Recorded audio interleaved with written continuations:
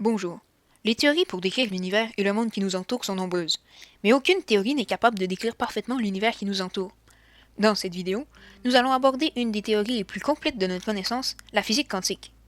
Nous vous expliquons donc à quoi sert la mécanique quantique, puis nous abordons la superposition d'états et la réduction du paquet d'ondes. Et pour finir, nous allons parler de l'ordinateur quantique que nous ne pouvons évidemment pas passer à côté en faisant une vidéo sur la mécanique quantique. Avant qu'on continue, pour ceux qui sont confus, la physique quantique et la mécanique quantique représentent la même chose. Premièrement, faisons un petit récapitulatif sur ce qu'est la mécanique quantique. La mécanique quantique, c'est une série de lois et de postulats qui déclinent l'interaction dans le monde atomique et subatomique. Elle explique l'infiniment petit et nous emporte dans un monde minuscule où les particules agissent d'une manière qui sort de toute logique normale et qui brise les rêves d'enfants que l'on s'est créés par rapport à l'interaction des particules. Mais rentrons dans le vif du sujet, en commençant avec la superposition d'états d'ondes et la réduction du paquet d'ondes. Il est important de mentionner qu'ils font partie de plusieurs principes de la physique quantique, mais que nous ne pouvons pas tous expliquer, car nous devons garder cette vidéo courte et légère pour tout le monde, car le but de cette vidéo est de vous donner les bases de la mécanique quantique et non de vous faire un cours universitaire. Bon, la superposition d'états d'ondes, ça veut dire quoi? Eh bien, la superposition d'états d'ondes, que l'on va appeler superposition pour plus de légèreté, explique qu'une particule peut être dans plusieurs états en même temps, qu'elle ne va pas être à un endroit fixe jusqu'à ce qu'on le mesure. Jusqu'à ce qu'on le mesure. Et c'est là que notre deuxième principe fait effet, c'est la réduction du paquet d'ondes. La réduction du paquet d'ondes fait effet quand on veut mesurer la particule. Donc, avant qu'on prenne la mesure, nous n'avons aucun moyen de savoir précisément où va se retrouver la particule. Juste une approximation que l'on peut, comme à l'écran, représenter par une onde, qui va nous donner la probabilité de savoir où va apparaître la particule. Par exemple, sur cette onde à l'écran, on peut voir que la particule a beaucoup plus de chances d'apparaître ici que là. C'est vraiment une sorte de loterie des particules. Tu peux connaître les chances qu'une particule soit à un endroit ou un autre, mais il est impossible de savoir exactement où elle va apparaître.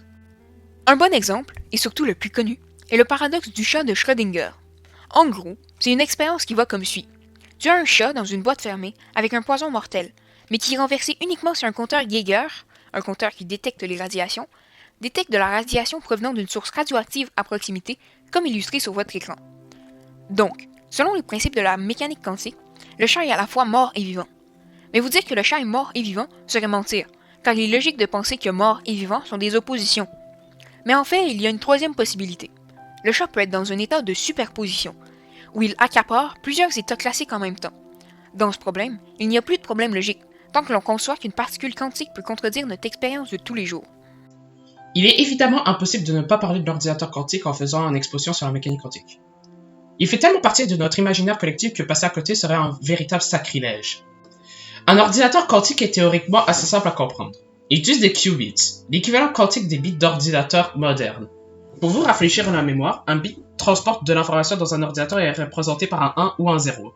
En contrepartie, un qubit utilise les propriétés quantiques qu'on a parlé juste avant pour prédire le résultat à l'avance.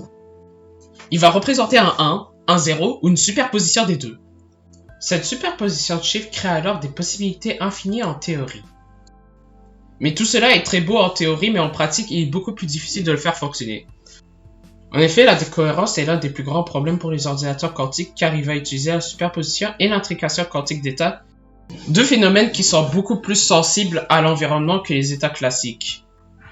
Plus on va ajouter de qubits dans un système, plus la quantité d'opérations parallèles va être augmentée et, par conséquent, la puissance de calcul également.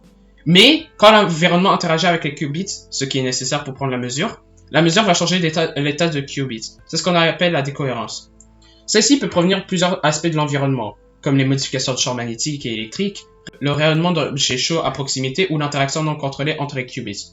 Cela conduit à des erreurs de calcul. Alors qu'un ordinateur classique se révèle très fiable avec un taux d'erreur ridiculement petit, un ordinateur quantique fera environ une erreur sur 1000 opérations, ce qui est énorme.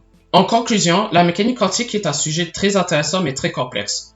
Nous avons évidemment fait notre possible pour rendre cette présentation le plus court et facile à comprendre, mais il serait normal pour vous de ne pas avoir tout compris. La mécanique quantique va probablement être la prochaine révolution mondiale. En effet, comme les premiers ordinateurs binaires, les premiers ordinateurs quantiques dépassent déjà nos méthodes de calcul modernes et ça ne fait que commencer. Si vous voulez en savoir plus, vous pouvez évidemment aller voir notre exposition qui va être publiée dans la description de la vidéo. Mais il y a une question que j'aimerais vous poser. Selon vous, quelle propriété de la mécanique quantique pourrait changer votre vie?